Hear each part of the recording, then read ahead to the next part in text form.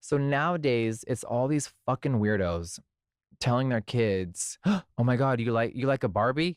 You're a woman." And then the pandemic put a halt on all of our lives, right? Right. 6 feet apart. That Yep. was a lie, by the way. That was a full lie. Trump is taking away visas if you're tweeting, "I'm glad he died." Good.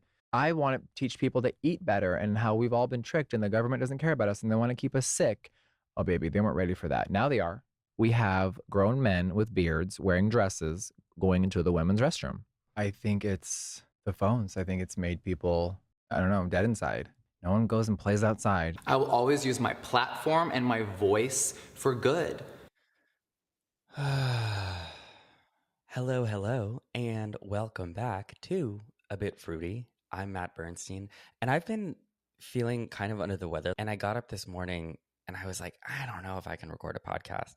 And then I remembered the subject of today's podcast, and like, I'm up. Let's fucking go. On the day that Charlie Kirk died, Jeffree Star did what he does best, went live on TikTok. And a Twitter influencer by the name of Gypsy Patriot _ shared Jeffree's reactions to Charlie's death with the caption, Jeffree Star speaks about the assassination of Charlie Kirk, and you won't believe what he has to say.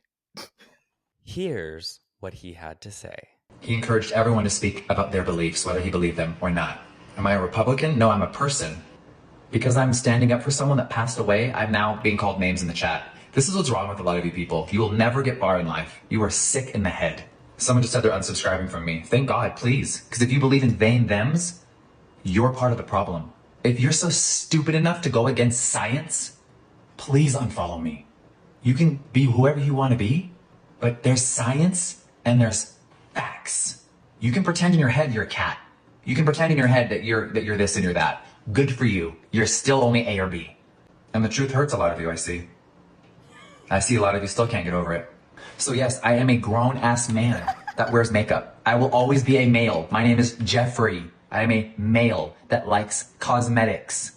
All these grown men going into women's bathrooms wearing wigs, you should all be in prison forever.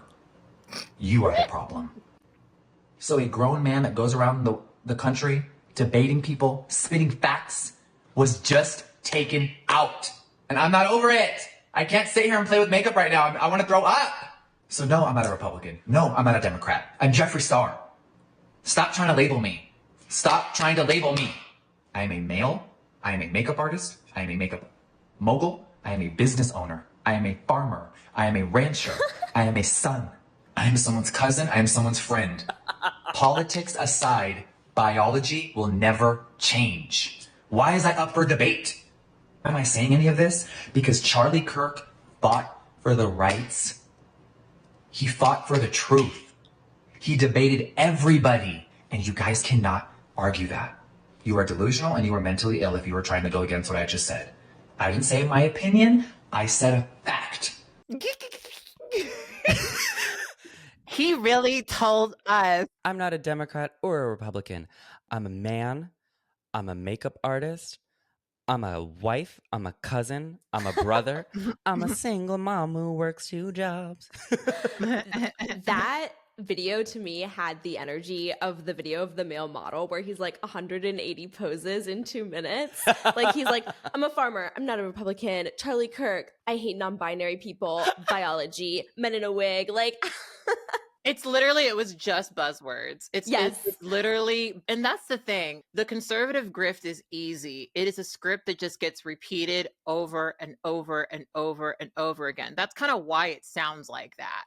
Because literally all he's doing is going down the list of very popularly stated transphobic points and repeating them with the knowledge that there's a large group of people who are going to agree with him. There's so many layers to what he says. And I think we have to remember how old Jeffree Star is too, because one thing I will say is that there are people who have some of these feelings and some of it is based in like, when he says, don't label me, there are a lot of especially older queer folks who feel that way and feel that there's a lot of people who are eager to label others in ways that like aren't how they actually feel, you know? Mm-hmm. So I can get how Jeffree Star would be like, I'm not non-binary personally. Don't call me non-binary because I'm a man who wears makeup. That's not my identity. That's not who I am. I'm a male, da da da da da, because that's how he feels, right? Layers. There were so many people who were surprised by Jeffree Star having this like very visceral reaction to Charlie Kirk's death. For so many reasons, I was not one of those people who was surprised. We'll get into it. What I was surprised by, though, was how he was like, this is terrible, Charlie Kirk died. And then it's like a 4-minute long Coke rant about non-binary people. It gives like an absurdist quality where it's like, it's almost hard to believe that people do take Jeffree Star seriously politically. But to your point, Kat, he's just repeating what is already said to these people in a multitude of different ways. He's just like spitting it out at them. And they're so used to hearing this messaging that it clearly doesn't even bother some people that he can't even focus on the topic of Charlie Kirk. He's veering between these things. Because the audience just needs to hear those phrases, and that's what he knows. And like, as a content creator watching it, I'm like, I know you don't. Like, this was almost like a prepared speech that you're giving, or like something you know is going to perform a certain way, because I don't even believe that he believes some of what he's saying. 100%. So, as always, I like to lay some groundwork on this podcast. Everyone is coming here with their own well of knowledge, and you may have the pleasure of not yet knowing my nemesis, Jeffree Lynn Steininger Jr., aka Jeffree Star. Jeffree Star is, first and foremost, a cockroach of the internet. He was, at one point, the most friended person on MySpace, then rode the wave of beauty YouTube into becoming one of its foremost celebrities, built a makeup empire alongside that success, then transitioned into becoming a TikTok star, where he spends all day live streaming to huge audiences. And his most recent act, seemingly, is doing audience capture with the American far right. Jeffree's open embrace of far right politics, while looking like a sort of femme queen, non-binary alien, or, as one Twitter user would put it, like Kylie Jenner was put through a dehydrator, has led many to wonder, how can you look like that and talk like that and be so, among other things, transphobic? And like so into Charlie Kirk, many people were confused about that. Why is this gender-bent, pink hair person lecturing me about how I should feel about Charlie Kirk? It doesn't make any sense. Or does it? Today, we're going to do a deep dive into Jeffree Star's long existence as a public figure and demonstrate not only that Jeffree Star's current act makes so much sense, but also that like Jeffree Star is just another example of what white men can become when there are no real mechanisms of accountability in place for bad behavior, and prove my thesis that Jeffree Star is Donald Trump. Sorry, this is kind of a wild card at the end there, but I'll make the case. I mean, these are all just like white men who were like did alleged sexual abuse and got away with it, and now they feel like they can do anything, and so they do. They've got weird hair and they love sucking dick. I love that. Yeah. To do this, I am so excited to be joined by. This is the Cat and Cat special. We are joined by Cat Black, who is a veteran YouTuber who has been online and making content for so long, and who has chronicled Jeffree Star's YouTube career at great length. Fuck that man. And by Kat Tenbarge, who, if you listen to this podcast a lot, you're already familiar with. Kat is a journalist and has also been chronicling especially the misdeeds of Jeffree Star for a long time. She is the person who broke the investigative reporting around Jeffree Star's alleged sexual harassment and assault allegations and the hush money allegations, which we're going to be talking about all of that today. So if any of that feels like a sore spot for you, just know that that's going to be part of this conversation. Kat and Kat, welcome to the show. Thank you for having us. It's such an honor to be in this cat duo right now. Cat times two. How are you guys, broad strokes, feeling going into this conversation about this person? I know Jeffree Star, but I have since written Jeffree Star off. And I've seen whispers of what he's doing now. But like last time I had a conversation with you, this is some stuff that I'm probably going to learn a lot of as we go. Because Jeffree Star to me is just such an annoying person, like figure, just like concept, idea, whatever, that when I see him, I just ignore it. So this will be an interesting episode because I'll get to learn that I guess he has not really changed, I suppose. It's funny to me that people are still talking about it. I think that's one of the baffling things about this is that, like, I think I made my video like 10 years ago. Like, we're still talking about Jeffree Star, and that's fascinating to me, actually. It actually proves a lot of the point that I was kind of making in those videos, which is that, like, no, he's going to continue to be successful and known and celebrated because he has that much power in this world as a white man. Yeah. And I feel kind of similarly in that there was a period in my life a few years ago when I was reporting on Jeffree Star, and there would be stretches of time when I would be thinking about Jeffree every day, like day in, day out, because I would be knee deep in writing these stories and reporting these stories about him. But around that time period, around when, as we'll talk about, he became a quote unquote farmer, like he kind of started to fall off the map for me a little bit, but he was always sort of there in the background. And in recent months, as I've watched him start to reemerge in this form, I'm like, yeah, this is just yet another twist on who Jeffree has always been at his core. Shall we get into the chronology of Jeffree Star? Absolutely. I want to just do a teeny bit of early life. Jeffree Lynn Steininger was born in 1985 in LA and raised in Orange County, just like another fixture of this podcast. No guesses? I was not raised in, but I lived there for 6 years. Oh, wait, I actually knew that about you. Well, so the answer is Gwen Stefani. Oh, okay, yeah. Oh, I should have known that one. Kat Black, as someone who was in Orange County, lived there for some time, can you just explain, if anyone's unfamiliar with like the social and political landscape of Orange County? Okay, so I live in Los Angeles largely because I spent a really long time living in Orange County attempting to be a housewife, and I'm not kidding. It didn't go well. Turns out being the only Black trans woman in a community of white conservatives is kind of not healthy for me. Orange County is very conservative. Orange County is where people live when they don't want to live in scary LA. And when you're living in Orange County, there is this concept of never leaving the orange curtain, which is really about not going to the big scary city where all the Black people are. That's really more of what it's about. A lot of Orange County more recently has become more blue or gone purple. But historically, it has been a very white supremacist place. It's been a stronghold for that. And I left in 2017 actually is when I left. I was very happy to leave because it is now very much MAGA country. Yeah, so that is where Jeffree Star grew up. Jeffree's dad dies by suicide when Jeffree is 5 years old, and he was raised by his mom. The way that Jeffree Star talks about his childhood, he was always really into makeup from the time that he would use his mom's makeup, secretly, which, like, relatable. He was, from a young age, really into, like, gothic looks and sort of, like, this really high femme sort of alternative presentation. He also talks about his experiences with bullying or lack thereof. Jeffree Star has said in more recent interviews that I've watched, he'll say in the same breath that he wasn't bullied, but that also when like people would call him a faggot out of a moving car, for example, that he would stand up for himself and he would fight back and he would like put bitches in their place. I am probably one of the only people that looks like me that has never been bullied.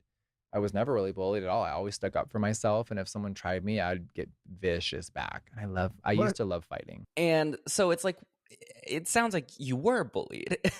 And like, I can't imagine being queer in like the late 90s, early 2000s in fucking Orange County and not being bullied. But this sort of like mythology that he has about himself is one where like anyone who's mean to him, he'll be twice as mean back. And so like, that's how the world should be, kind of. Yeah. It strikes me that like the persona Jeffree had from his like late teenage years onward, it's formed of this sort of violent exterior where he has this persona both in his content online, and people who knew him in real life at that time period described like real physical acts of violence toward other people. So it's like he has this super aggressive way of dealing with the world around him that feels very much so like it literally emerged from his childhood. And also the values in his early content are him like sort of punching down on other vulnerable, marginalized individuals, like unhoused people, Black people, like all kinds of other minorities, really. And do you know why he's doing that? Because he's trying to gain the favor of like the white dudes who are bullying him. Because if they can say, oh, well, I also hate Black people, you know, that's what it's all about. And when I look at Jeffree Star, that is immediately what I read of him. And I get it. I've lived in conservative communities for the vast majority of my life. There's a lot about his personality and even some of my less favorite conservative figures on the internet who are in the alphabet mafia who have this persona thing that kind of comes from being in a very conservative community, being attacked, but then finding inroads with some of those people who are attacking you, where you become essentially one of the good ones. Like, oh yeah, we may have called you a faggot, but you're one of the good ones, right? Like we can joke with you, like we'll still be bigoted maybe to other people, but you know, you're cool, or you're cool within certain contexts. So he's still, even in that video we just watched, he's still seeking the approval from that group of people who would typically hate him, who do hate him actually. That's I think behind the vast majority of like the conservative LGBT, frankly. After graduating high school in 2002, Jeffree Star like hustles for gigs. He talks about using a fake ID to get into Hollywood clubs to meet celebrities and then sort of like offer himself up as a makeup artist.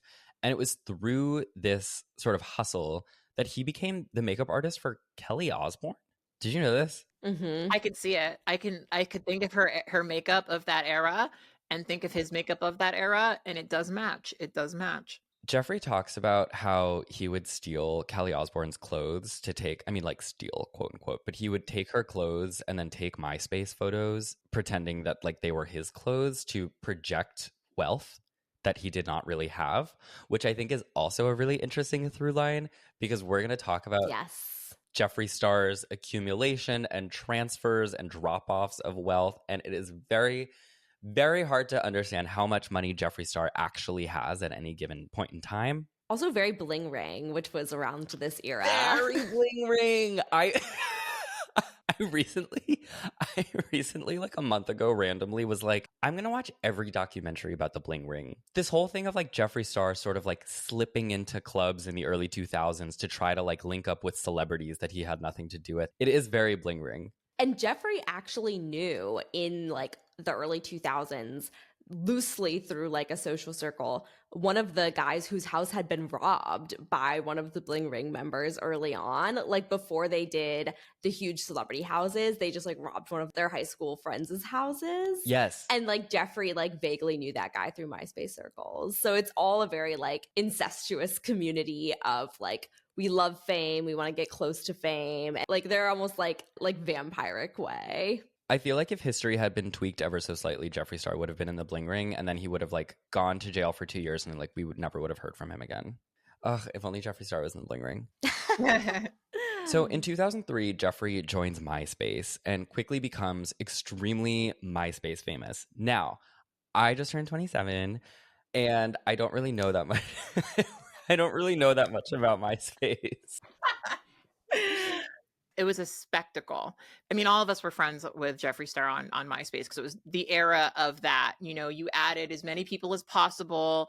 You organized your top friends. It was a very political thing. And everyone wanted to be on Jeffree Star's page and like a series of other people who also turned out to be shitty. But I remember coming to school and being like, oh, did you see what Jeffree posted? And it's always like some outlandish thing. Uh-huh. I remember vividly the Fruit Loops picture of him self-inducing. Wait, what is this? This is a great example of how he hasn't changed, actually. It was a picture of him making himself throw up Fruit Loops. And, you know, it was a very kind of cool looking, weird, like edgy picture.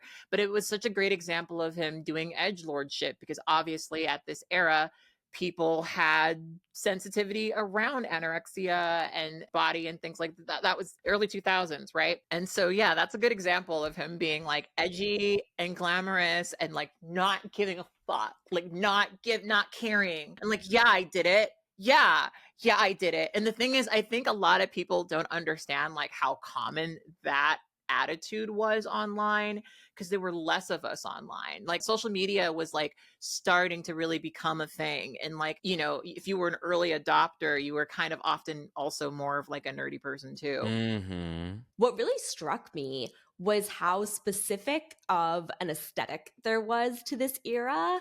Like, I don't think it really has a lot of easy one-to-one comparisons. Like, this was the hot topic goth. Like, Jeffree fell into that category with like the hot pink hair and like the crazy looks. But what I think really defined this era was also just like tiny scene queen girls, like literally the scene queens of MySpace. And Jeffree wove his social life into theirs and like understood very early on that one of the ways to stay relevant, in addition to cultivating this really like shocking aesthetic and having this shock jock persona, was also to put himself in the social world and sort of cause drama. And he also at this era was appearing in like the background of Kesha music videos. And there are photos of him and Demi Lovato from this era at house parties. He really wanted to embed himself in the scene, and he succeeded. I was watching while preparing for this episode, like there's like all sorts of old Jeffree Star MySpace content like on the Internet Archive and like deep in Reddit. There are just these videos of him with like his other mostly like white scene queen type friends, and they're just being so unbelievably racist. Yeah. Like really like truly shocking, like just like throwing around the N-word, a lot of like anti-Mexican racism. It's quite shocking. Watching me because they wish they were famous and sadly I am and they'll never be anything. So they sit in their little shacks with their fucking, you know, little lighters because they can't even afford an oven to bake their little food, and they just keep on harassing me. It's so pathetic. I love it. I really think you'd get away with fucking making a fake Jeffree Star profile just to promote yourself and getting pissed off and fucking being a dumb fucking black hoe? So pathetic. I mean, one of the videos I did was about several of the clips that had resurfaced where he had like been saying the N-word, right?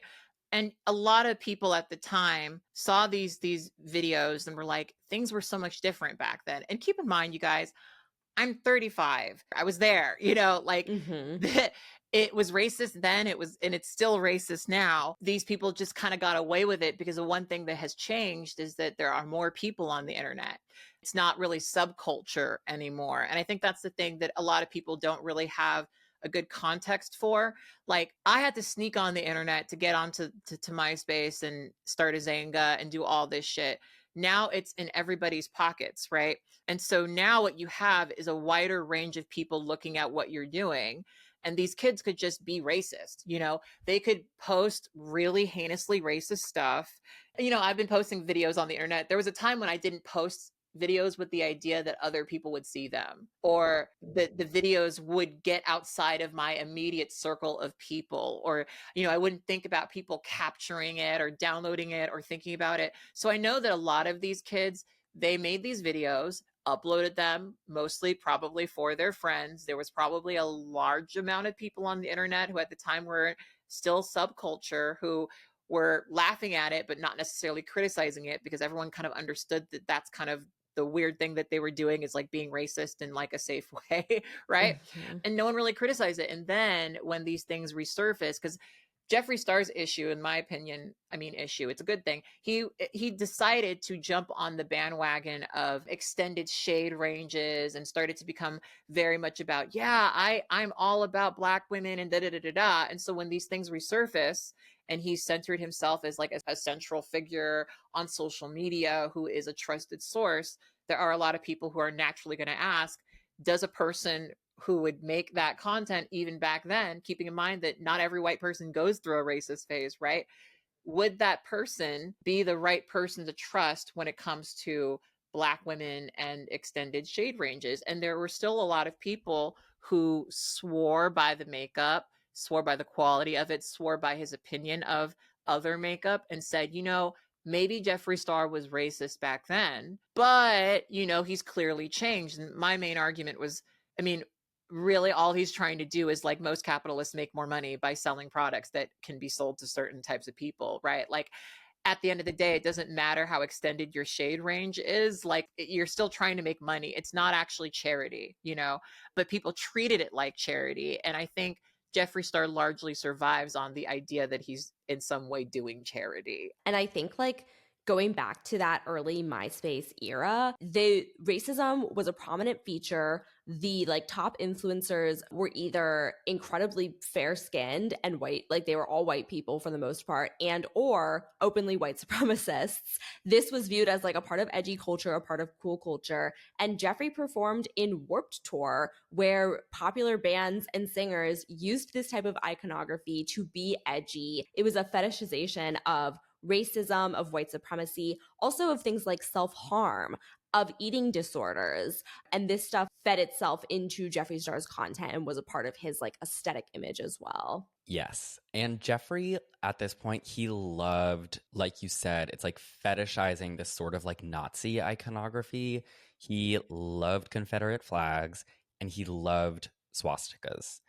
And to that end, there's something I need to talk about. But I do want to add that, like, to me, from a psychological place, a lot of this reads as, like, not to give him too much grace and not that it justifies anything, but, like, to me, a lot of this behavior makes sense as, like, a cry for attention. Oh, yeah, definitely. I mean, this is someone who, right, whose dad died by suicide when he was 5, who, like, grew up as, like, this openly effeminate queer kid in like a very conservative place. And it's like, it, to me, a lot of it just seems like acting out. Definitely. 100%. I mean, a lot of people who rose to prominence on the internet, not just in the MySpace era, but throughout the entire timeline and history of the internet, a lot of these people are young influencers from incredibly troubled, volatile home backgrounds. A lot of times they're very lonely and isolated, which is why they spend so much time on the internet, putting content of themselves on the internet. A lot of time they've been abused, like lots of times, like trauma in their backgrounds. And unfortunately, the internet, it is a very like comfortable place for people like this to thrive, and it rewards and incentivizes the worst possible behavior that they are willing to do, partly because of their backgrounds.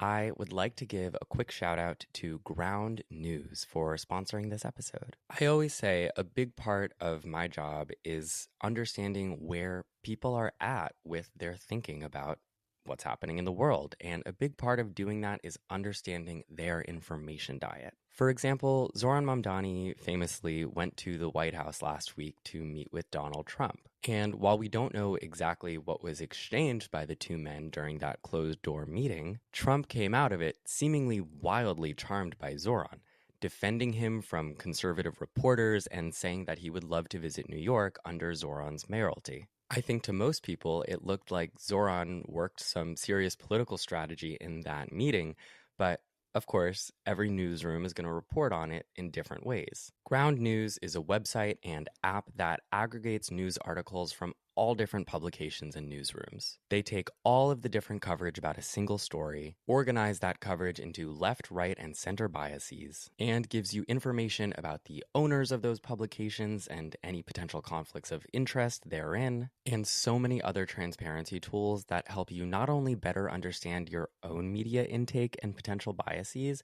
but also like those of your extended family members. I wanted to see how some right-leaning news outlets were covering that Zohran Trump meeting. Here are a few. Trump played Mamdani like a fiddle. Well, I highly doubt that, and so does Ground News. The platform is showing me that this particular outlet has a low factuality rating. Trump stuns with White House sit-down with New York City socialist. I love the pop crave syntax here. Trump stuns in new photo. Incredible moment. Donald Trump defends incoming Democratic Socialist Mayor Zohran Mamdani. Wow. Trump loves Zohran so much that not even a Murdoch-owned news outlet could deny it. Ground News has been a really helpful and singular tool for me, especially as someone who, maybe like you, is trying so hard to understand this fractured reality it feels like we now live in. If you would like to give Ground News a try, you can get 40% off a Vantage plan right now by scanning the QR code on the screen if you're watching the video version of this podcast, or by going to ground.news/fruity. That is ground.news/fruity. Now, let's get back to the show. Every time something new resurfaces about Jeffree Star and people being like, can you believe Jeffree Star is a conservative? I'm like, you guys don't think that the guy who started Lipstick Nazi would be a conservative? But the problem is they don't know about Lipstick Nazi. Mm-hmm. Are you two familiar with Jeffree Star's first attempt at a beauty brand? I am, unfortunately, yeah. Around 2006, Jeffree Star launches lipsticknazi.com. I can't believe the words that are coming out of my mouth right now. Do either of you want to describe what Lipstick Nazi is? I mean, people dig this up every few years, and it is a revelation to many. But essentially, like, you have this MySpace era web design, classically the hot pink lipstick, the super heavy black and glitter eyeliner, and pink swastikas, pink razor blades, barbed wire, lipsticknazi.com, Hollywood. Like, this falls into this MySpace aesthetic that is so specific so clearly. And at around the same time, there was a rumor. So I don't know how much of this survived to this day, but there was always kind of like an allegation that floats around from time to time that fans would like self-harm and post those pictures online in tribute to Jeffree Star. Yeah.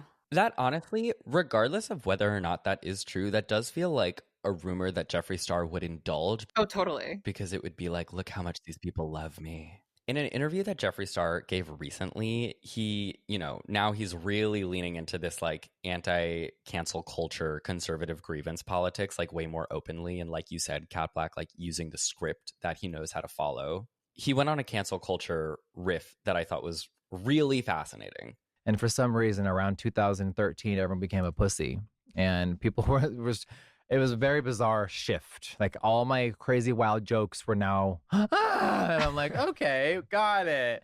And people got really, really weird. And I think now we're at a place where people should be held accountable for really awful things, right? I think cancel culture is kind of over. But like we talked about, you're going to glorify and make fun of someone that was murdered on, like, now you're getting the repercussions. So the people that are losing their jobs, Trump is taking away visas if you're tweeting, I'm glad he died. Good. Now you're being held responsible versus, oh, you made a joke when you were 12. We're going to hate you forever. I think people are allowed to grow and change. And what's funny is he would love to be a kid right now making a Charlie Kirk joke. Like that, I can imagine that he would literally be doing that. Like if he was a little teen, because that's what the little teenagers are doing right now. If he was a kid now and like all of this had happened in the early 2000s, Jeffree would have like made a lipstick called like Charlie's Blood. Yeah. But yes. It's so interesting. And conservatives do this now, which is also like Jeffree Star just becoming like a run-of-the-mill conservative grifter type is so boring to like. I hold him to a higher standard. Like, do a more complex grift than that. But he's doing what they all do, which is like creating a very narrow definition of accountability that includes everyone he personally disagrees with and not himself. And also reducing like his entire wild past of like very overt racism that went well into his 20s as a joke that I made when I was 12. There are two things about what he said in that clip that really irritated me. The first thing is when he talks about the cancel culture of the 2010s and how this period was so wrong, he weaponized cancel culture to his benefit. And he has done this throughout his career. He drives hate campaigns against his competitors in his various fields. And at this period in time, he weaponized cancel culture to his benefit. He weaponized cancel culture when he attacked James Charles. He weaponized cancel culture when he attacked Laura Lee and Manny MUA and Gabriel Zamora and all of those other people. And he uses it to his benefit and then he discards it to his benefit and acts like he was never a part of it. The other thing that really annoys me is when he's talking about the government taking away people's visas for joking or celebrating Charlie Kirk's death and how that's somehow better than cancel culture. It's not surprising. It's just annoying because conservatives already make this argument all the time. It's just even more infuriating to hear it out of Jeffree Star's like uneducated mouth. But I'm like, you understand that that is actually a freedom of speech violation when the government, when the state restricts your movement because of your speech. That is tyranny. Cancel culture is not. But of course, you make the opposite distinction. It is just so stupid to listen to. And it's a continuation of like most of this stupid cancel culture shit anyway. Like, did he get canceled? No, because cancel culture isn't fucking real. Like, there's definitely something to be said about the way that people on the internet will sometimes jump on hate campaigns and and whether or not accountability actually matters isn't. There's a conversation to be had about cancel culture, but like it's never meant what these motherfuckers are trying to make it sound like. And what kills me about what he said is it actually doesn't require a lot of thick skin for you to be a conservative and to just be racist. And it really doesn't. Like, it is actually a little bit more bold to stand up against people like Charlie Kirk, who are paid a lot of money by billionaires to go to college campuses and say that people like me don't have the mental capacity to ever possibly hold any position of power over a white man, right? You know, it's all so frustrating because actually the thing you should be opposed to as a person who believes in this Constitution is people being imprisoned for their speech. It would actually be far more American for you, if we're buying into the bullshit, for you to stand up with your fellow Americans and support their freedom of speech rights, right? Like that would absolutely be the more, you know, traditional way. And that's kind of the thing that's fascinating.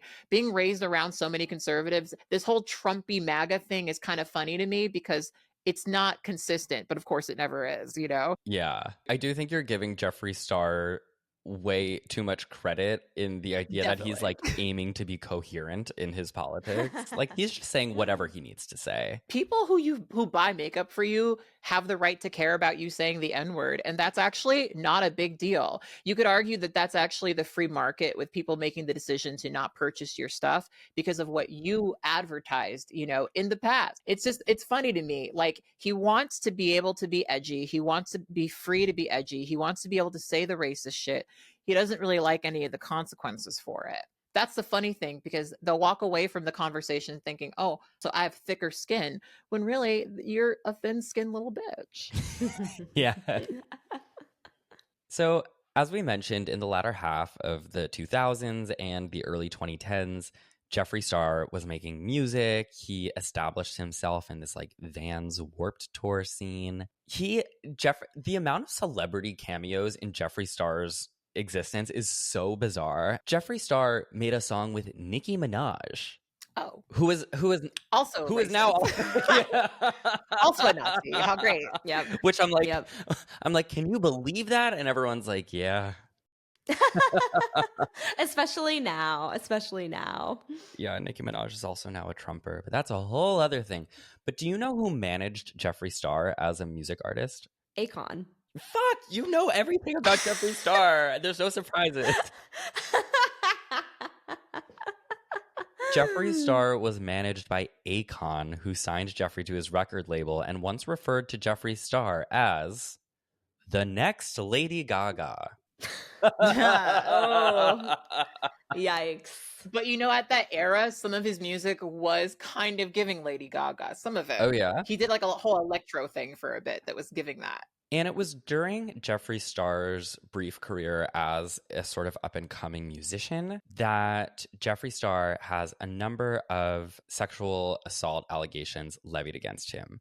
And this is where I defer to Kat Tenbarge, who investigated and reported those allegations. Kat, take it away. So I think it really goes hand in hand with what we've been talking about in regards to the violence of these eras and environments that Jeffree Star partook in. Because going back to the Warped Tour era, which is when these allegations took place, the majority of the ones that I reported on at least, like Jeffree surrounded himself and was in this environment that was ripe with this type of abuse. And there have been so many allegations that stemmed from artists who performed at Warped Tour, including the artists that Jeffree collaborated with, Blood on the Dance Floor. And before I reported on the allegations against Jeffree, I reported on these allegations against the lead singer, Dobby Vanity of Blood on the Dance Floor, who Jeffree worked with. And at the time, going back in the archive of Jeffree's tweets, he tweeted about these allegations within this scene against Dobby Vanity. He like said that he confirmed them, that he was like an eyewitness to things that had happened. And then fast forward to 2020, and Jeffree kind of denounces some of this, I think, to not have any accountability or responsibility for what was allegedly happening there. And at the same time that he's kind of denying knowing anything about Dobby Vanity, whose allegations are being brought up, allegations against Jeffree come up. Mm-hmm. And this is also the period of time when Jeffree and Shane Dawson were both experiencing this reckoning that touched on all kinds of terrible content and conduct that they were partaking in. Racist content, offensive and derogatory content, inappropriate interactions with fans and with minors. And all of these allegations were like sort of swirling around. And a lot of them do date back to the MySpace era. But this pattern emerged over like years of behavior where Jeffree had allegedly engaged, kind of embracing like his online persona offline. Like people in the scene alleged that he had been violent toward them, that he had like either threatened to use or used weaponry on them that he would then show in videos on YouTube, like my pink taser or like my handbag with all my weapons that I have. So there were allegations of that behavior happening offline. And then there were also sexual assault allegations against Jeffree, groping men in venues and just sort of being like physically, sexually aggressive in public. And then also involving like other people in the MySpace scene. And this was like pretty horrific stuff. When I approached Jeffree for comment at the time, back in 2021, a lot of sources and people who had made allegations reached out to start recanting those allegations before the story was published. And we were later able to report that Jeffree had been offering sources for the story, like hush money payments of like thousands of dollars, tens of thousands of dollars in some cases to recant those allegations.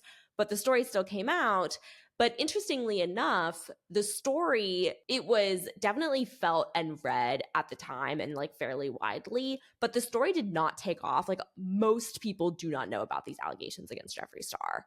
And I think the reason for that is people expect a level of bad behavior from him, and it doesn't shock them in the way that it shocks someone when you hear allegations against a beloved celebrity. So like the tolerance for the entire scale of his behavior, public or otherwise, has created this environment where he doesn't even receive the same levels of criticism or cancellation that maybe other celebrities receive. And yet here he is still complaining about cancel culture when he avoided and was able to sort of wriggle his way out of so much deserved scrutiny.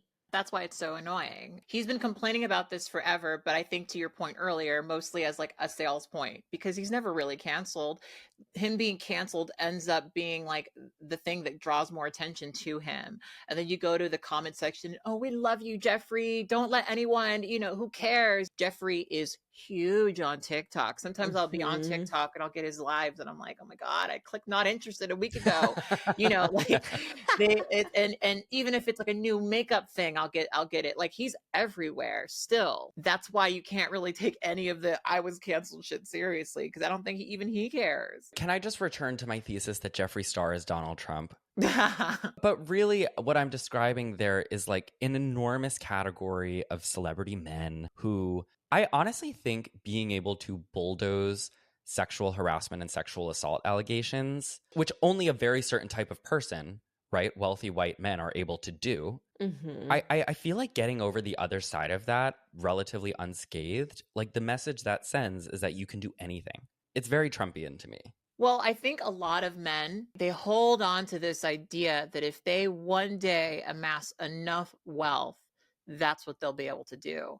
And it's funny because, I've spent a lot of time with people of means, and you kind of get the sense of that, right? That at a certain point, like they just want to purchase people.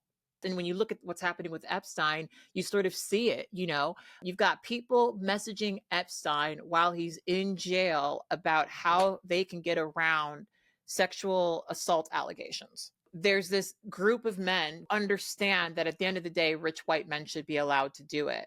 And if they did do it, then, you know, whoever was on the other end of that should be happy it happened to them. You know, as a survivor, that's something that I've come to sort of understand as well.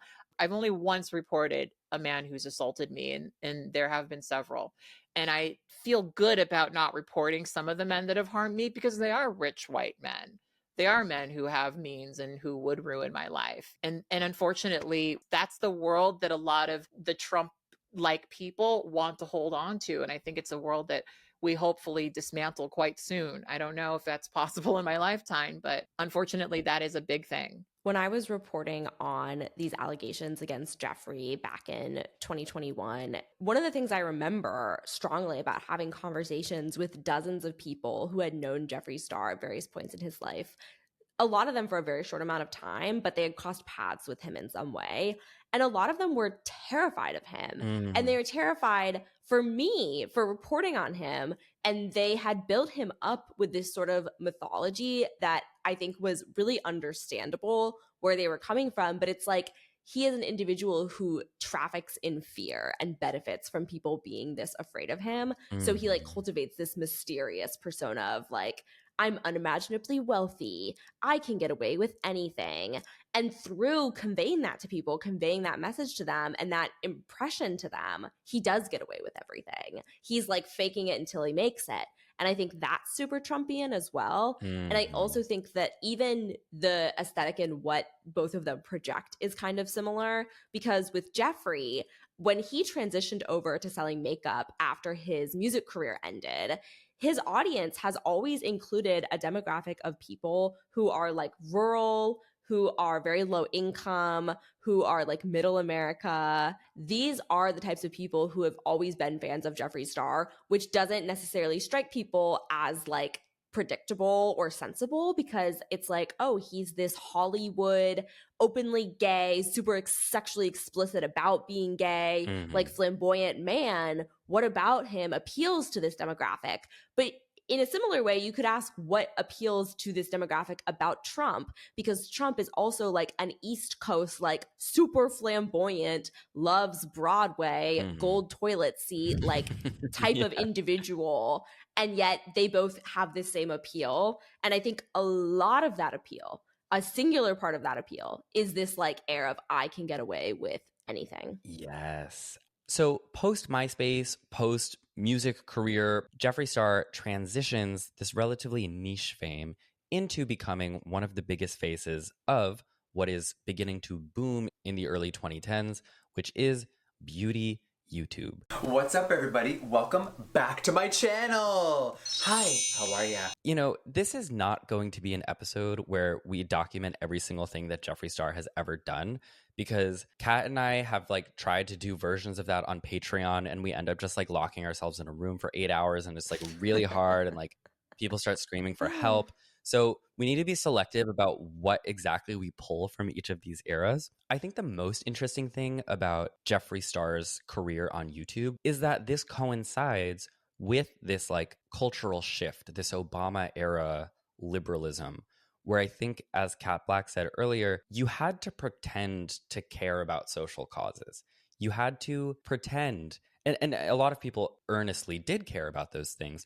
But for Jeffree, someone who just a couple years prior was like saying the N-word on camera, chasing Black women down the street and hurling racial slurs at them. This is, you know, someone who needed to do a radical shift if he wanted to capitalize on the moment the way that he was about to. Yeah. And my thing with it has always been, I don't believe you, you know, and I felt that way about a lot of people back then, actually, mostly because there's a way you carry yourself and speak about things when you actually have done the work.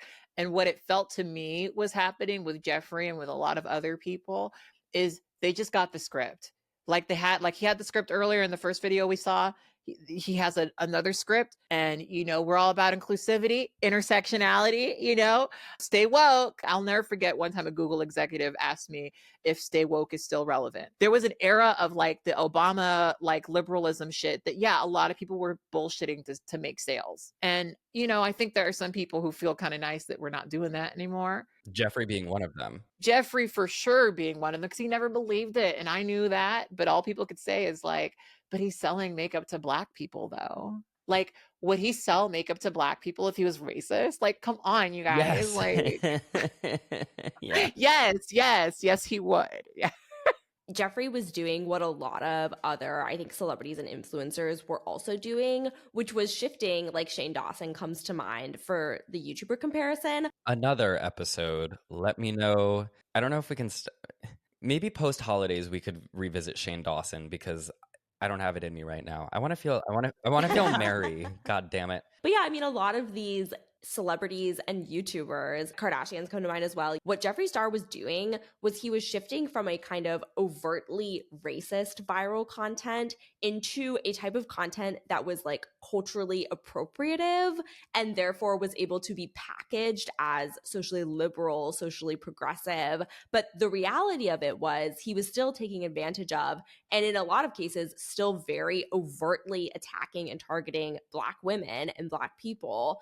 And some of the aesthetic indicators of this era were like, no longer do we have the super grungy, high contrast MySpace era makeup. Now we've gone into this like luxe aesthetic that really defines this group of people, where it's like now we just fetishize wealth itself. So we have an entire room full of Birkin handbags and all of our clothes are designer. We live in these absurd Calabasas mansions and we have all these designer dogs. And it's like Jeffree in this era of YouTube really showcased wealth as a big like part of his shock and awe versus like some of the overtly offensive stuff that he was doing a few years prior. One of the highlights of his many YouTube controversies was his like very racist feud with Jackie Aina, who is a popular Black creator online. She was also very popular in the beauty space. I don't remember the exact timeline, but I remember that text messages were leaked of Jeffree, I think, calling Jackie a gorilla, if I remember correctly. I think that's what I remember too. I forget who leaked them or who was in that. I know I made a video about it, but I've not cared about Jeffree Star in a long time. The granular details themselves are exchangeable for like so many of these Jeffree Star controversies, but it's like time and time again, even throughout this YouTube era, the peak of his career, where he's the most beloved even by liberal and socially progressive people, the cracks were always there. The bad stuff was always bursting at the seams. We could see it the whole time. These text messages are so blatant, and yet people still tried to like push it under the rug and pretend like that wasn't the real Jeffree that they saw on their YouTube screen. Yeah, which is bizarre because most people, I'm bad at this, but most people, they put on a character that they show. And to me, Jeffree's projecting a character, and this character needs to sell makeup to you. And Black people have money. Black women invest very heavily in the beauty space. And I personally think that Jeffree Star, because of the way that both of their opinions were trusted, was a little threatened by Jackie, who was doing a lot of stuff at the time. And I think like the thing for me with Jeffree is so much of it leads back to him hating Black women. And people like to think that Black women are sensitive, we're easily offended, we got thin skin, which is such a hilarious accusation, especially listening to him complain about being canceled still in 2025. But, the reality is we just see it. We see it because we're used to having to see it. So a lot of Black women did address Jeffree Star for being a little weird about Black women. And literally all people could come back with was, oh, but he sells makeup to Black women. And I think that there's obvious reasons why a non-racist white people shouldn't even privately refer to a Black person as a gorilla.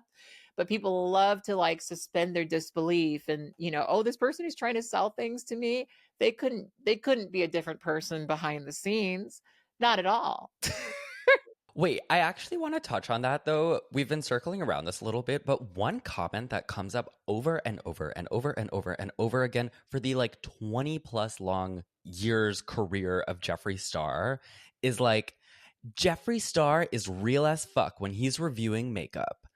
So, like, I trust him because, like, he will always be honest when talking about that Anastasia Beverly Hills eyeshadow palette. And I'm like, the bar has to be higher than this.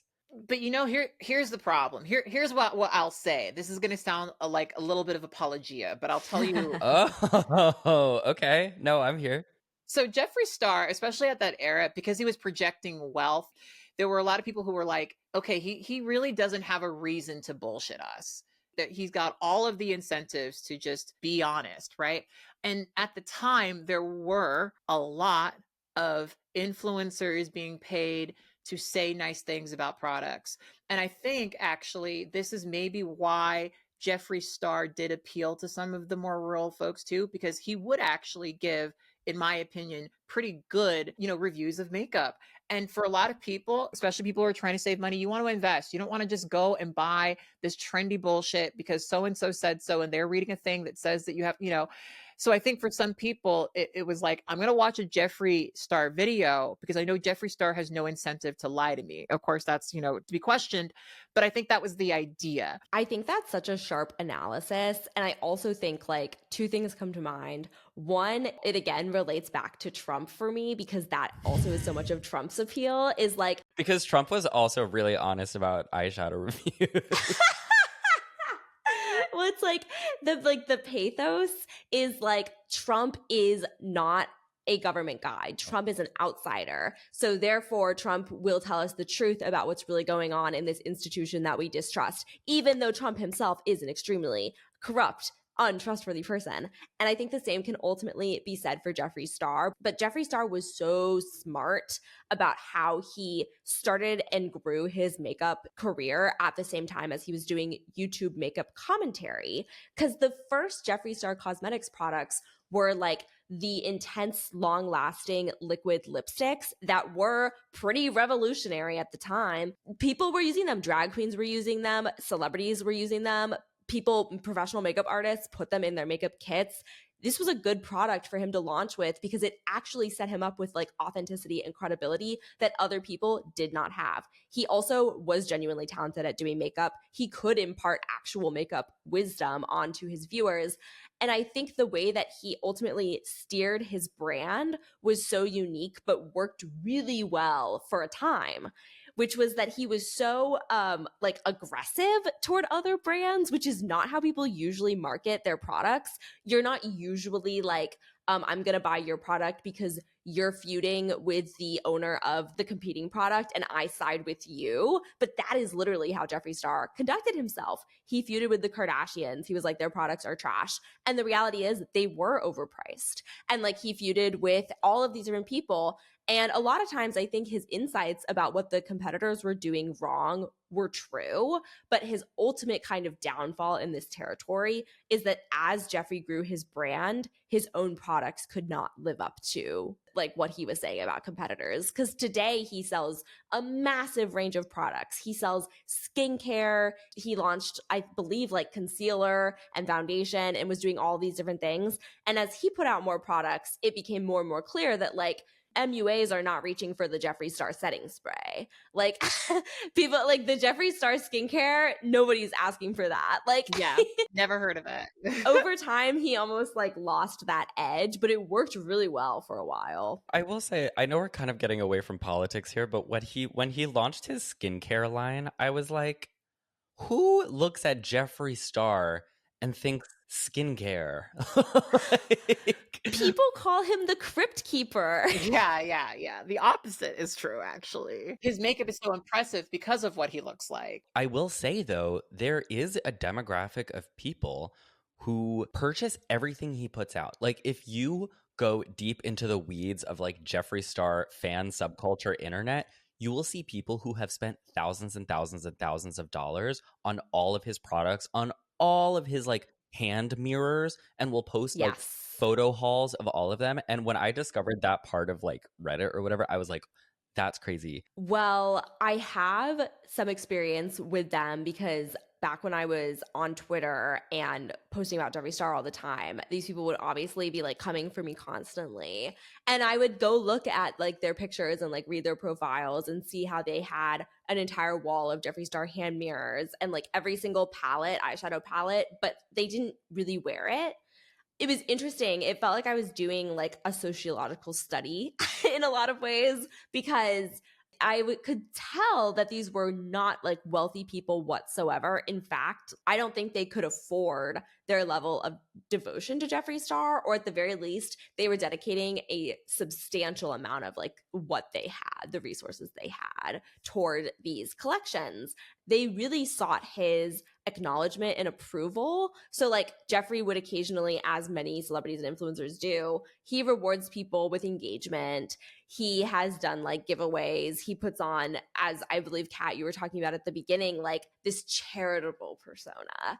That also really speaks to these people. And so they're vying for his attention. They want to show him that they are a devoted fan. And they also want to defend him. I'll never forget, I think the last time I went down this rabbit hole, it was he had released some highlighter, and someone at DragCon got this highlighter and it had broken apart, and they were finding out in like real time, I think, that Jeffree Star doesn't care about you. And it was really sad because he was so dedicated, because he had purchased all of these things, you know? I would like to give a shout out to Factor for sponsoring today's episode. I am home for Thanksgiving right now, and my mother continues to lament to me that despite the thousands of hours I spent watching her cook as a child, I never developed the itch to cook. And I have continued to tell her, Mom, I love you. I do a lot of other things, and cooking is just not one of them. It is not a moral judgment. Maybe one day I will like to cook. It's just not how I currently express myself, and that day has not come. But I do love eating, and prepared foods aren't always that great, and getting takeout all the time obviously gets really expensive. One super helpful way that I have been able to tastefully cut corners is with Factor. Factor is a meal delivery service with gourmet, chef-made meals that make eating well easy. And the best part is that they're all ready to heat and eat in 2 minutes. There are all different menus for you to try. I go for the Protein Plus, lots of different creative chicken dishes and beef dishes, and there are new meals being added every week, so you don't have to worry about it getting monotonous. I'm not much of a meal prepper either. I know this just sounds like I'm like a pathetic person who doesn't like doing anything with food, but like if Factor exists, then why do I have to, you know? If you would like to make eating at home a more varied and less laborious experience, you can try Factor now. You can do that by heading over to factormeals.com/fruity50off with the code fruity50off to get 50% off your first box and free breakfast for the next year. That is factormeals.com/fruity50off for 50% off your first box and free breakfast for a year. Thanks so much to Factor. And now let's get back to the episode. I know a lot of people are listening to this and they might be waiting for me to talk about Bi Sister. And this is not a Bi Sister episode. Kat Tenbarge and I did a very, dare I say, excruciatingly long series about Bi Sister. That is over on Patreon. What I will say about Bi Sister, which, let me see if I can synthesize the entire events of Bi Sister in like 2 sentences. Basically, James Charles, who is a younger, much more quickly up-and-coming competitor to Jeffree Star, Tati Westbrook, who was another veteran of YouTube, made a video about James Charles, who she was a friend and mentor to, accusing him not only of betraying her as a friend, but being a sexual predator. And this was before all that stuff came out about James Charles. So at the time, there was no actual evidence to believe that it was true. But Tati Westbrook nonetheless spun the narrative that it was true. And then James Charles disproved everything, and Tati Westbrook looked really bad. And then Tati Westbrook 1 year later came back and said that Jeffree Star had manipulated her into making her original video. That is like the broadest of broad strokes. But did I do okay? I think you did a good job. Some people know a lot about like law or science. I know a lot about Bi Sister. My only comment with regard to this episode, Jeffree Star's political arc, his general worldview, is that I completely believe that he orchestrated Bi Sister, because I think one thing we know about Jeffree Star is he has always been intimidated by business rivals.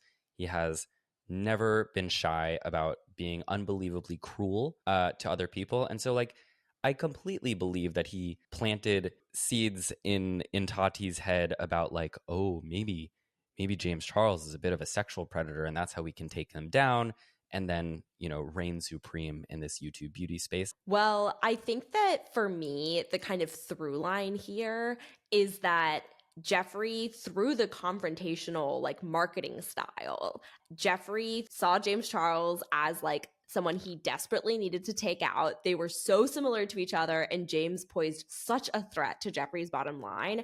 And when Jeffree does this like aggressive confrontational style of counter marketing with other people in the industry, there's no low he won't sink to. He will 100% accuse someone of very dubious, serious allegations, even as like a total hypocrite.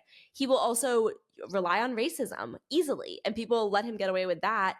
And I think for a long time, this continued until this and other factors, I think, ultimately became too much for him, which is when we go into the next phase of his career. But like for a little bit, this strategy worked very, very well. And it relied on people's underlying bigotry, their underlying racism, their underlying homophobia. And we now see him doing that again. Should we talk about the insane apology videos before we go into that era? Yes. I totally forgot about those apology videos. Jeffree Star, before realizing that he had to move on from YouTube because this era really came crashing down for him, he made a number of apology videos for like past racism, past transgressions.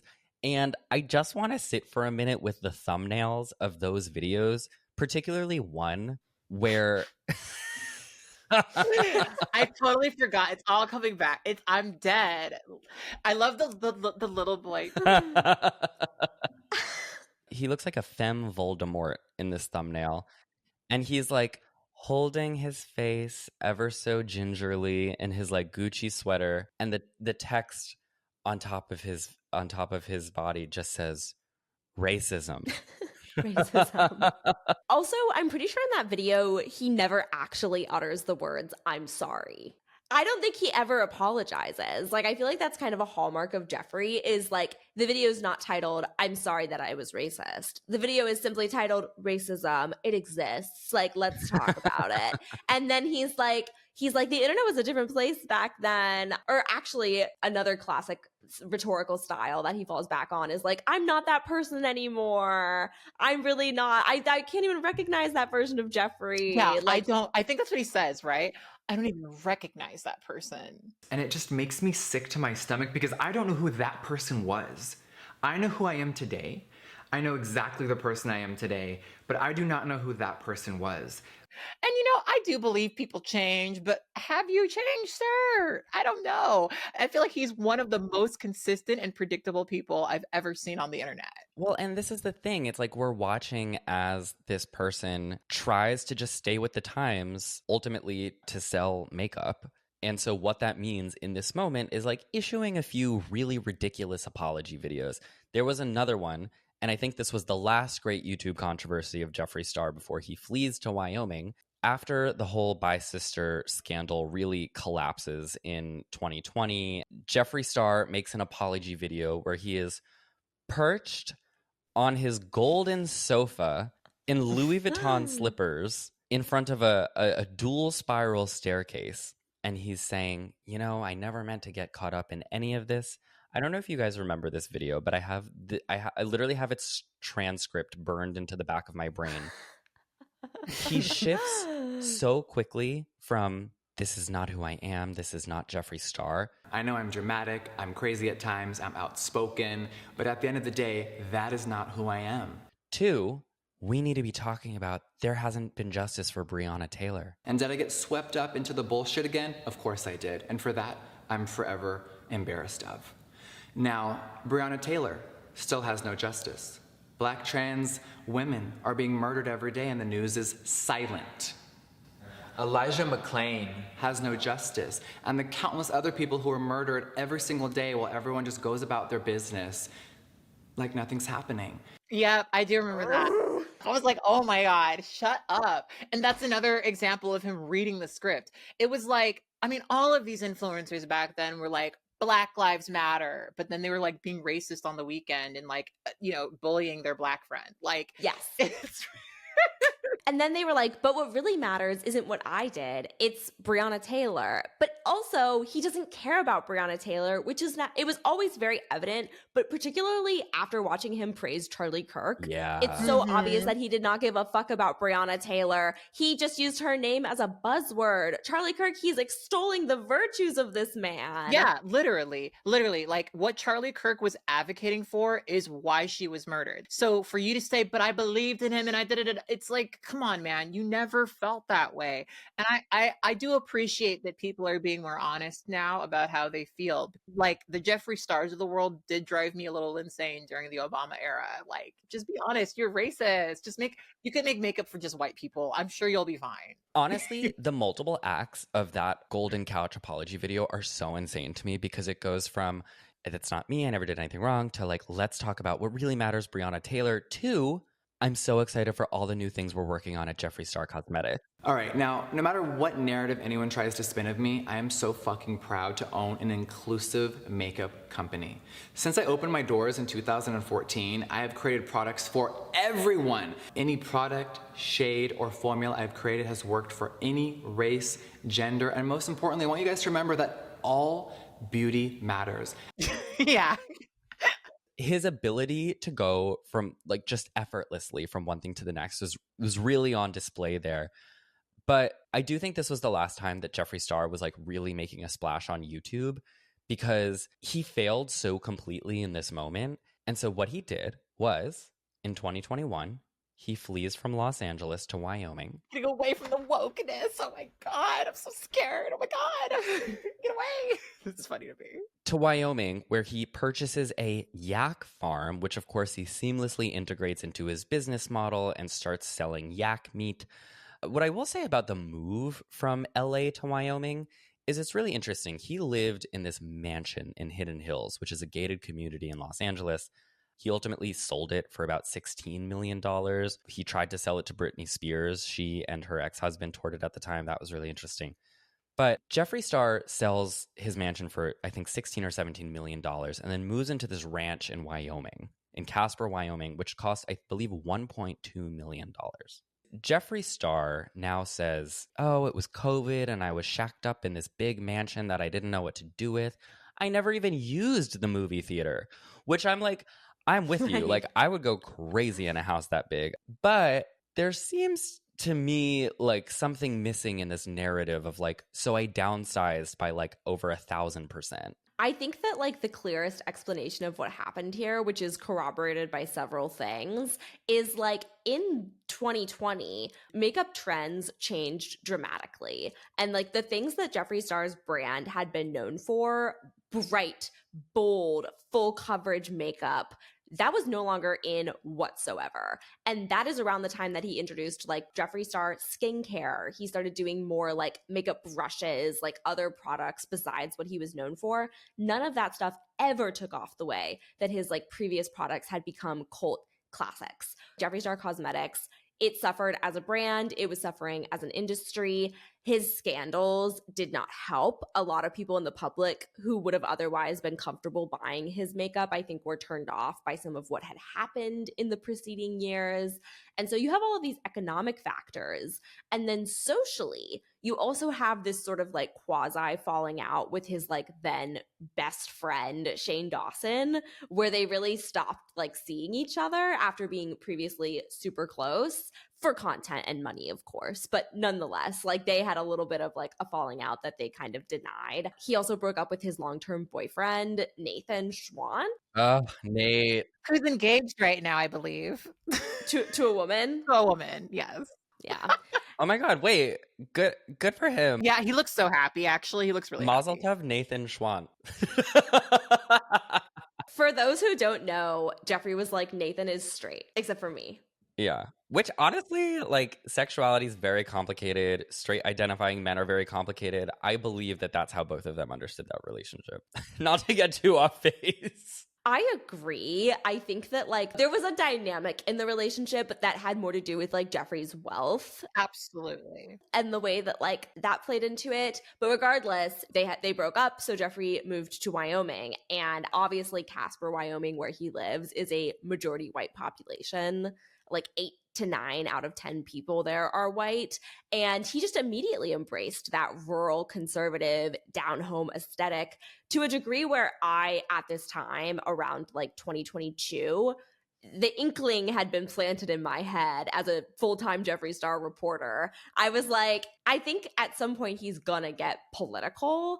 I didn't know if he would do like full-on run for office. It all makes sense to me. And you started to see him really lay the groundwork for where he is now at that stage. Again, he hasn't changed. When Jeffree Star moves to Wyoming, he starts dipping his toes in. I remember he did this podcast at the time that went very viral where he was like, non-binary, they, them, all this fucking bullshit that we started to make up during COVID. What is that? I'm not into all the other bullshit. I think What other bullshit? the they and them. Yeah. And all that extra shit that we added during the pandemic because everyone was so bored on their fucking houses. They just started to make up more shit and more shit. More stuff. Yeah. That's where the conservatives like me because I'm just real. Yeah, you do have a conservative you're not vibe they to and you. them. You're trans, you're male, or you're female. And you're And standing on people that. get so mad when I say that. How are you a they? What the fuck does that mean?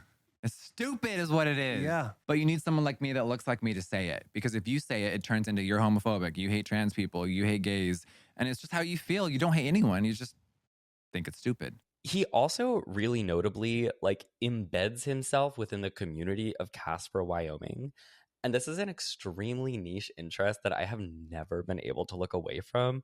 But are you guys familiar with the makeup and meat store? Mm-hmm. No, I've never heard of the makeup and meat store. But I think that's where Jeffree Star sells his yak meat and also his makeup. Yeah. Yeah. Jeffree Yeah, Star, that's right. shortly after becoming like a yak farmer, he opens up a store called Jeffree Star Makeup and Meat, where he sells Jeffree Star makeup and like beef, like yak jerky, like beef jerky, but it's yaks. There was this like I can never get out of my head. He did like an opening day celebration with like the ribbon cutting and the whole thing. And like this is a really specific reference point, but I don't know if you guys ever watched like The Fairly Odd Parents. Mm-hmm. Jeffree Star reminds me of like the mayor of Dimsdale in Casper, Wyoming. Dougsdale Dimmadome. I imagine Jeffree Star just like walking around. Like I imagine him as the mayor of Casper, Wyoming. Yeah, he does kind of give those vibes. And if you didn't know anything about Casper, Wyoming, which most people don't, then you would kind of assume from this social media that he had taken over as like the king. Because he has the money in the community, I assume. He quite literally does have the money in the community, or at least claims to. He does interviews now, and he'll talk about how like he bought up yaks from neighboring farms. People will be like, oh, when you moved to Wyoming, were people homophobic towards you? And he'll basically be like, well, you know, I got some weird stares, but they didn't really know what I was about. And once they learned, essentially through this sort of coded language, he's like, once they learned that I was a conservative racist and that I had the money to buy up all of their yaks, they weren't so mean to me anymore. Which is, again, it's the same thing from Orange County early 2000s MySpace bullshit, where he's like, yeah, everyone's being really mean to me. It's quite literally, if you can't beat them, join them. Yeah, absolutely. Now he has enough money to basically own those white people who used to beat him up. So I think it's probably a little bit of a power thing for him as well. You know, he comes from California where the cost of living is a lot higher. He goes to Wyoming where it's a lot lower, and he gets to be king. You know, and I kind of think that's always what this is kind of about. You know, he strikes me as a person who just desires endless praise constantly. 100%. And one thing that I find really kind of ironic and funny about this era, when he first moved to Wyoming and bought the yaks, people were like, Jeffree, you're not going to eat them, are you? And he was like, eat the yaks. Yeah. The yaks are like my pets. I love them. And then like 3 weeks later, he was like, hot, fresh yak meat, like down in Casper. Come and get your yak meat. So like, he's just such a ruthless capitalist. Also, when he first moved there, he was buying like engraved benches from local woodworkers and like going to local businesses and stuff, which in theory is also a good thing to do, but of course he was doing it to like win people's favor. Also, at a local town square orchestra type thing, there were like banners of local businesses sponsoring it, and one of them was like Jeffree Star Cosmetics, which was such a weird image to see because it was literally like he had embedded himself as this Willy Wonka type figure in a random Wyoming town. And I'm pretty sure he has a factory there now and he employs a lot of people. And all of this stuff combined made me wonder for a little while if he was going to like run for mayor or like run for local office or like start small. Like I was like, is he trying to move somewhere where he can like get a smaller position in office, like maybe be a representative or something and then work his way up? Like I wondered if politics would be in his sights. But I think based on what he's doing now, the answer is it's so much more work to be a politician than it is to be on TikTok live for like 17 hours a day and just say a bunch of offensive stuff and get people to buy your like backlogged makeup stock. Yeah, you have more freedom too. So, as we've said, Jeffree Star's sort of latest act, he's become a total TikTok celebrity. He goes live relentlessly and does like TikTok live battles with people, which I gotta say, doesn't seem like a super dignifying activity for someone with as much wealth as he claims to have. I was shocked when I saw him doing it. I really was, actually. I was like, oh, is he broke? Is he broke? Like, and it's actually, I felt that way about a couple of different people. Like there's a couple of people like Michelle Phan, for example. I'm like, why are you on TikTok live? Because in my mind, I thought, isn't that kind of like not what you would do at your level? But, you know, I don't sell on TikTok, so who knows? You saw with Jason Nash too, and that was such a big joke online, like influencers and YouTubers who have resorted to panhandling on TikTok live. I feel like Jeffree really thrives in this environment as well. Like going back to that clip of him we watched at the beginning, like he can just be there and be like blah blah blah blah blah blah, blah. And he can do that for like 8 hours. I feel like. Yeah. I'll share. I used to be a cam girl. One of the things I didn't understand is that there are people who are literally like, they'll go on camera and they'll just say fucked up shit and people will pay them. And it's kind of, that's why I don't do the live thing, because I have like low key trauma from being a cam girl. I know that that's what people want. People want conflict. Well, I mean, it is a type of like psychological pornography. And he has really sort of leaned into this conservative political identity again, because what are we tracing? Jeffree Star's political arc throughout his career, which can be traced right alongside the sort of cultural and political arc of America throughout his career. In his YouTube career, he had to do this Obama-era liberalism, #Black Lives Matter shtick, where he pretended to care and he pretended to apologize and he pretended to grow and change and learn to be intersectional. But now we're in Trump 2.0, when the whole thing is just like, what is the attitude of this country right now? Be as mean as you possibly can, go fuck yourself. And he's really born for that, honestly. Like, this is the most natural point in Jeffree Star's like professional career where he can just be himself. It's almost easier for him because it's less of a performative aspect. Like he's straining for credulity and believability when he's talking about racism from the perspective of racism is bad. It is so easy for him to talk about how people who identify with they, them pronouns are freaks, unlike me, because I'm a man. Like it just rolls off the tongue. It's low-hanging fruit. There's more people that are willing to pay you to say there's no such thing as non-binary people than there are people who are willing to fund a non-binary person describing their own life and experience. Like that, and that's been my experience. I've been an openly trans blogger for 2 decades. I've been in rooms where I'm asking for money. I've asked people for resources and things. They don't want to fund a lot of the stuff that would, you know, in so many ways, let's just be blunt about it, sabotage many of the ideas that are central to capitalism. Like they'll fund Jeffree Star, especially as a visibly queer person, to say that stuff because there's a larger group of people that want to hear that than there are people who want to actually humanize trans people. You know, there's way more money, way more support over there. And it's, I think, why he's doing it.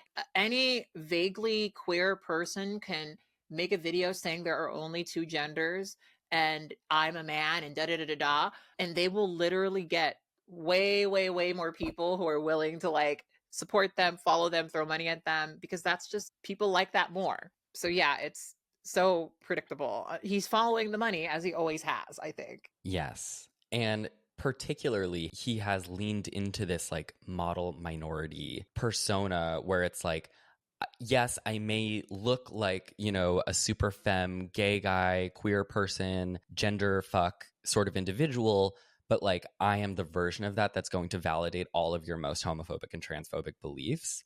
And I think this is the part, especially now, that a lot of people are like, how can someone who looks like him be saying that?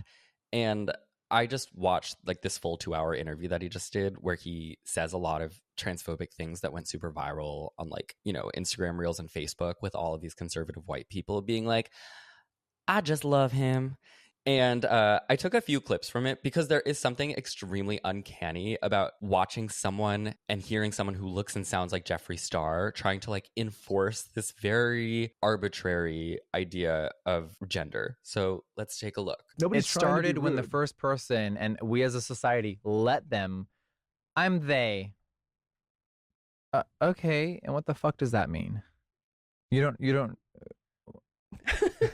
5 years ago, we would not be able to have this discussion. That everyone would have a meltdown. But why? You're a they and a them. Got it. So what you're saying is But there here's the absurdity. needs to be more context around The it. absurdity is What that are you saying? You can only be a Lauren, let's be man, honest. a woman, or trans. Okay, there's a third thing here.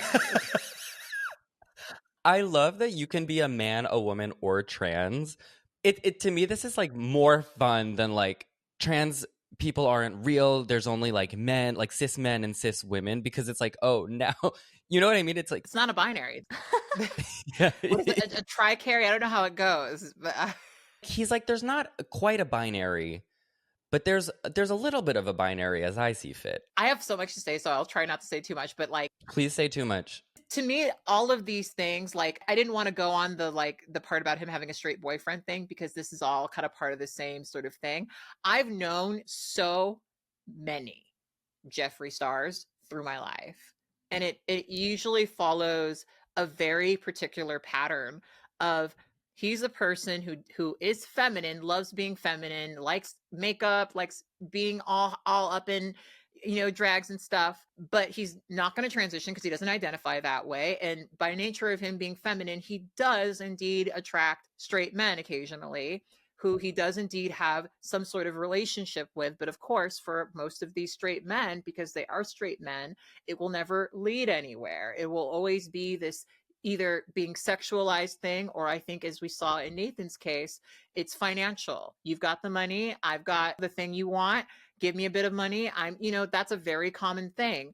And then what I think sometimes they resent is when they see these men do go off and form these relationships with women. Yes, some of them being transgender. Like, to me, we can have a whole debate about whether or not these men are straight, but like, I'm polyamorous. I have 4 partners, 2 of them identify as straight. And if you said they were gay, they wouldn't care. You know, it's it's not a big deal.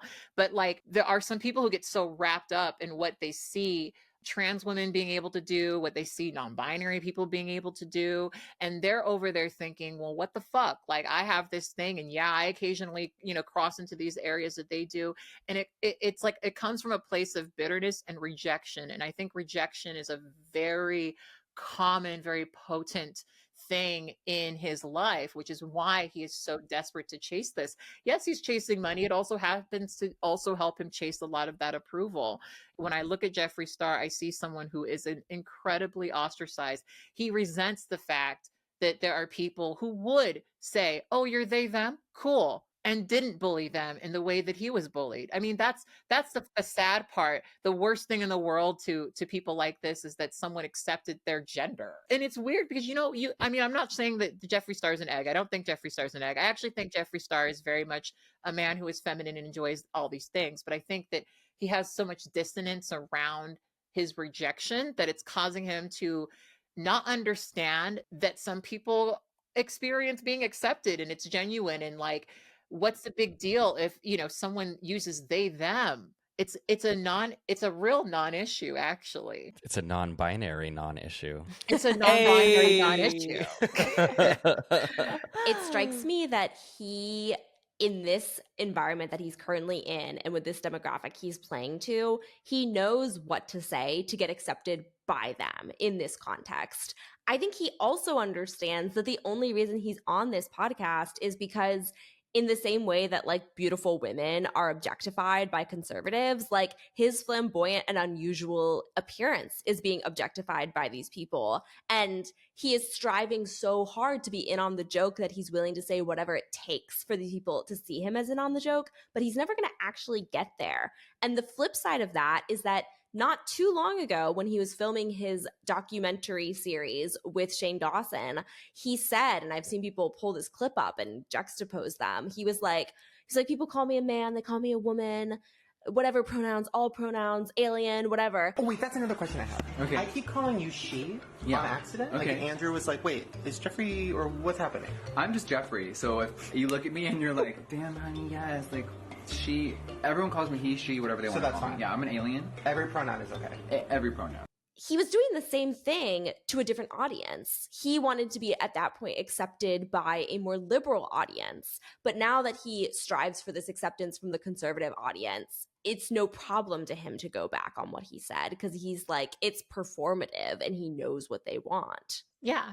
And he's trying to make money. He's trying to find space for himself too. I think that for some content creators right now, some of us are a little nervous about whether or not we're going to be able to continue to have careers. And I do think that for a lot of people, grifting and kind of like cozying up to the right, that feels like a safer bet, especially during a time when people are being imprisoned for their speech or kicked out of the country for their speech. I think some people feel safer there. And I think that that's also sort of the sad part about it, is sometimes that rejection makes you desire or believe in this idea that those people who rejected you are actually safe, and if you could only be accepted by them, you would be safe. But the reality is he's never going to fully be accepted by these people. He's only as useful to them as long as he keeps reading the script, and eventually they're going to say to him, well, okay, you feel that way, then why the fuck are you wearing that wig then? Why do you have that makeup on? Like, yeah, it was fun and entertaining for a while, but if you actually feel that there's only men and women and things like that, then you also should feel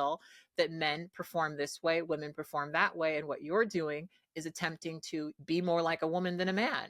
So maybe you should stop being as non-binary in the way that you live and fall in line. And you know, the reason I'm able to say all this, and I think the reason why I think he's able to say this, is because we were raised in conservative communities.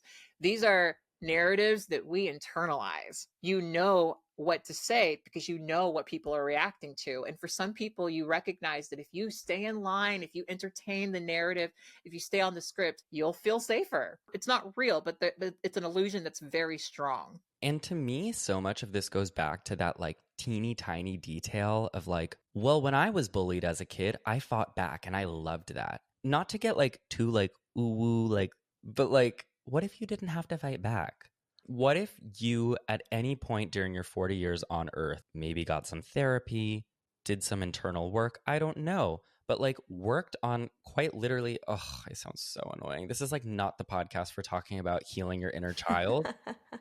What if you at any point like kind of tried to heal your inner child and realized you shouldn't have to actually fight back? Like those forces of bigotry shouldn't exist. And like you should have been able to be like punk and have pink hair and be a fag, and it should have been fine.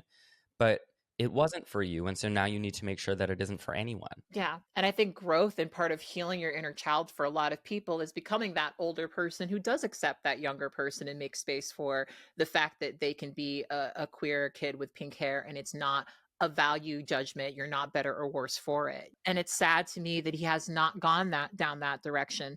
I think about the stuff that I post all the time, that I want to be able to leave this earth in a way where something I posted and said helped move us in a direction where some of the kids wouldn't have to go through the shit that I went through when I was younger, and being ostracized and being rejected, and, you know, identifying with how strong I had to be. Like, it's great that I have thick skin or whatever, like that's awesome, whatever. But what if I didn't have to do that? What if I could just be embraced and accepted? And what I hear in some of what he says here is that he does resent that that's happening, and it didn't happen for him. 100%. This is a beautiful place to land, but I do have a couple other clips from this interview that were just so deranged, but also so to the point of like, he's memorized this script and he knows how to regurgitate it on a podcast that were like almost funny. I'm going to play them. I'm sorry in advance, but let's just really take it there. Let's take it there. Why are we encouraging our kids to be a different gender and feed them false information when they're so young? So this is what I said recently that people really understood. When I grew up and I started looking different, right? My mother encouraged me to just be myself. When I started wearing makeup and being more feminine and wanting to do certain things, it wasn't, oh my God, Jeffree needs, what do they call it now? Gender affirming care. I'm done. She let me be myself. She didn't push me to be anything. Just like when you're a tomboy, did your mom try to, get you a surgery to be a, you know what I mean? Exactly. Did she cut your tits off because at 13? That's Did not, she no. cut your tits So off? nowadays it's all these fucking weirdos telling their kids, oh my God, you like a Barbie? You're a woman. No, that's just a little boy experimenting, not knowing what the fuck he's doing. it's just so funny to me because this is quite literally an essay that Andrew Sullivan wrote in the New York Times like a couple months ago. Like this is the thing that I find disappointing about Jeffree Star is it's like your whole thing is that you're outrageous and like unafraid to go against the grain. Like if you're gonna do this right-wing pivot, like at least be interesting. You're just doing like so run-of-the-mill boring conservative grifter shit. And it's not convincing coming from such a flamboyantly queer person because it's like he can sit here and be like, what is it? Gender affirming care. They just invented it 3 weeks ago. And he can be like, non-binary people have only existed for 5 years. But it's like, that's so not true. And it's just so obvious that like you, Jeffree Star, know that none of that is true. But you know what's funny is I think that the conservatives don't care as much about that. I get the vibe from a lot of them that it begins and ends with them finding a video of a person who looks a certain way saying a certain thing just so they can say, see, look. People are always sending me like some Black conservative woman's shit. And I'm like, great, I don't care. But there are some people where they think that that's so important that that's the main appeal of the Jeffree Stars of the world. And it's not convincing. I'm not convinced. You know better. Didn't you date a straight man and you're a man? How did that work? That sounds a little non-binary to me. I don't know. And these clips went so viral. Like I've had a million people send them to me, and they're all posted by like conservative pages with thousands of replies being like, we love Jeffree Star. And I'm like, yeah, I'm sure you do, because he does serve a real role in this ecosystem where someone who is homophobic, who is transphobic, can hear all of their beliefs regurgitated back to them by someone who looks like Jeffree Star and then feel like I don't have to challenge myself on anything because Jeffree agrees with me and Jeffree looks like that. Yes. I think that Jeffree is comfortable with this very impressionable audience that he does not have to work hard to impress. Like, he just has to say the magic words. He, at this point, has learned, much like Donald Trump, that he can stand in the middle of the street and shoot someone in the head and no one would care. I mean, how much has he gotten away with? Let's not forget earlier we were talking about sexual assault charges. You've got this motherfucker on here talking about our kids. Let's keep you from the kids, actually, and off of those buses, huh? The whole conservative side. I saw a Megyn Kelly thing earlier today that was so perfect on this. I need to keep the boys out of the girls' locker room, but like Donald Trump didn't do anything to those girls, and if he did, it wasn't that bad because yada. It's like, come on, it's all a fake bullshit script, but they've learned that they can get away with it. And I honestly think that the sad part is our literacy in this country is very low, and there's enough people who just won't care enough to look into it. Like the fact that it is so tangibly hard for trans kids to gain access to gender affirming care, but people have been able to buy into this narrative that you can send your kid to school and they'll come back with a sex change the next day. It's insane. And they believe this, like you have to get months upon months of electrolysis before you have a sex change operation, because if you don't, hair's going to grow where it shouldn't. But somehow these children are getting full sex change operations, and that's just believable. And for me, that speaks to just how dehumanized trans people are, the fact that no one wants to look into it enough to hear how actually hard it is to gain access to this care. He was mentioning, oh, cutting off your tits, right? In very, very, very few circumstances can a person who's under the age of 18 actually get that surgery. It's not a common thing at all. And if these people knew any trans kids, they would know that. They would know that the first couple of years of this conversation is not, well, you need to have surgery. It's more like, well, we're going to support you in your way of expressing yourself. You know, the same way that your fucking mom said to you, apparently. It would be, we're not going to judge you. We're not actually going to tell you who you are. We're going to give you the opportunity to decide for yourself. In fact, that's actually the function of puberty blockers, is allowing a child to have time to decide for themselves whether or not they wanted those things. And you need to have typically a bit of time on actual hormones before you have any of these goddamn surgeries. And so it is so frustrating to me the way that people talk about this, because they actually don't understand that more likely for a rejected trans kid to just, you know, go back into the closet and, you know, decide not to be themselves, is that they're going to run away, get onto the streets, be assaulted by grown men, some of whom are conservative, and that's their only way up and out of their circumstance, is being exploited by the same men that voted against their rights. That's the reality for a lot of trans people, is they have to do sex work to survive. It was my past, right? It aggravates me that people don't understand that the other end of rejecting trans youth is exploitation or suicide, typically. The worst thing you could do to a trans kid is not just kind of accept who they are. Like, and I'm very passionate about that because I'm very much who I am because of some of the shit I had to go through when I was a teenager because my parents didn't accept me. It pisses me off because I know that he doesn't care. He doesn't care. He gets to get away with it. But this actually does have an impact on people. You normalize the idea that this is such a thing. People do and have voted against people having access to their care just for this bullshit. Yeah. I think that Jeffree has done the calculus that the things that he's saying now aren't going to directly affect him in a way that matters to him. And he also knows, I think at least he's made this sort of bet that as a gay man who does not have a super strong line of protection between him and any fascist agenda. But I think Jeffree, even if he's not smart enough to recognize this, like even if he couldn't repeat this back, I think he probably understands that deep down, there are other queer people and allies who will be fighting for his rights and protecting his rights. So he's not really in danger because he can ride on the back of other people's work to protect him, while he endangers more vulnerable queer and trans people in a way that won't come back to bite him necessarily. I mean, that's what we do on this podcast. Like, I fucking advocate for Jeffree Star's right to be Jeffree Star every day, whether I like it or not. Mm-hmm.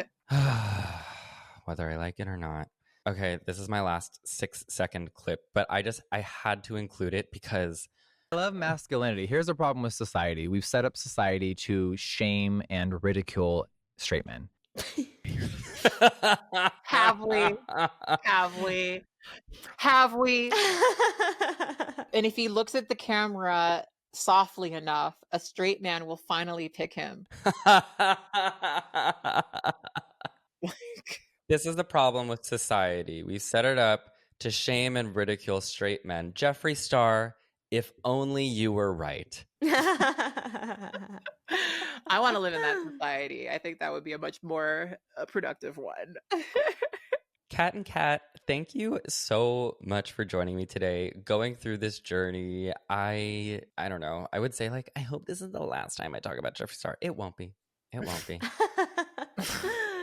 Thank you so much for having us. You just reminded me that I think I ended one of my videos literally saying, and I hope this is the last time I ever talk about Jeffree Star.